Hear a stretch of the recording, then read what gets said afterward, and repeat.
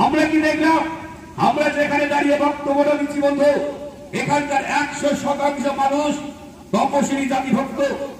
আমাদের রাজ্যের মুখ্যমন্ত্রী মমতা ব্যানার্জি আমাদের যে তপশিলি জাতির তিনি আরাধ্য দেবতা হরিচাঁদ গুরুচাঁদ, সেই হরিচাঁদ গুরুচাঁদকে আমাদের রাজ্যের মুখ্যমন্ত্রী বলেছেন যে গুরুচাঁদ বলে ব্যঙ্গাত্মক ভূমিকা বলেছে। বন্ধু, এর প্রতিরোধ আপনাদের তৈরি করতে হবে।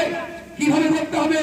13 তারিখে ইভিএমের মাধ্যমে এর প্রতিরোধ তৈরি করতে হবে। বন্ধু, আমরা কি দেখলাম যে আমাদের যিনি প্রার্থী আছেন তৃণমূলের, তিনি আমরা সনাতন ধর্মে বিশ্বাসী, সনাতন ধর্মের আরাধ্য দেবতা মা কালী, সেই মা কালীকে মদ মাংসের সঙ্গে তুলনা করলেন। বন্ধু, আমরা কি মেনে নিতে পারি আমাদের দেবতাকে মদ মাংসের সঙ্গে তুলনা করছে?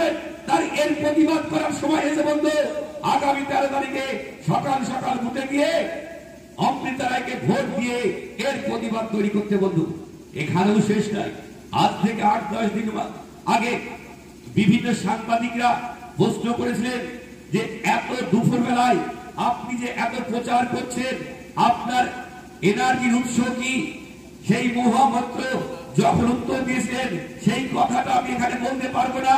কেন বলতে পারবো না? এখানে অনেক মা বোন আছে, আপনারা বিভিন্ন ইলেকট্রনিক্সের মাধ্যমে দেখে নেবেন যে কি ভাষায় তিনি উত্তর দিয়েছিলেন।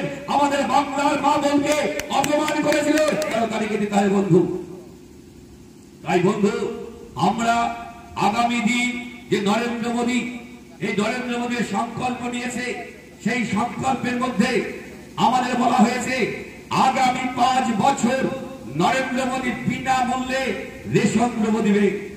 কারণ আগামী 5 বছর রেশনিং ব্যবস্থা নরেন্দ্র মোদী ফ্রি দিবে সংকল্প নিয়েছে। কিন্তু আমাদের এখানকার কিছু তৃণমূলের নেতা কর্মীরা আছেন, তারা বলে যে এই রেশন ব্যবস্থাটা নাকি দিদি দিচ্ছে। বন্ধু, আমি তাদেরকে বলে যাই, এই রেশনিং সিস্টেমটা সেন্ট্রাল গভর্নমেন্টের। তাই আগামী 5 বছর সম্পূর্ণ বিনা পয়সায় 82 কোটি মানুষকে নরেন্দ্র মোদী রেশন দেবে। এটাই নরেন্দ্র মোদী সংকল্প নিয়েছে। আপনারা জানেন এখানকার মা বোনরা আছে যারা বিগত দিনে নরেন্দ্র মোদী 1 কোটি মা বোনকে লাখপতি দিদির মাধ্যমে স্বয়ং সম্পূর্ণ করেছে। আগামী 5 বছরে আরো 3 কোটি লাখপতি দিদি তৈরি করে আরো মহিলাদের যাতে স্বনির্ভর করার যায় তার জন্য সংকল্প নিয়েছে।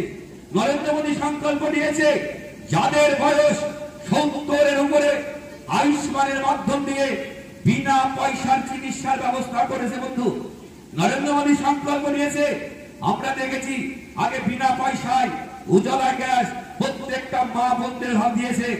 এখনই সংকল্প নিয়েছে সেই গ্যাস এবং জল প্রত্যেকটা বাড়িতে নলের মাধ্যমে বাড়িতে পৌঁছে দেওয়ার সংকল্প নিয়েছে নরেন্দ্র মোদী।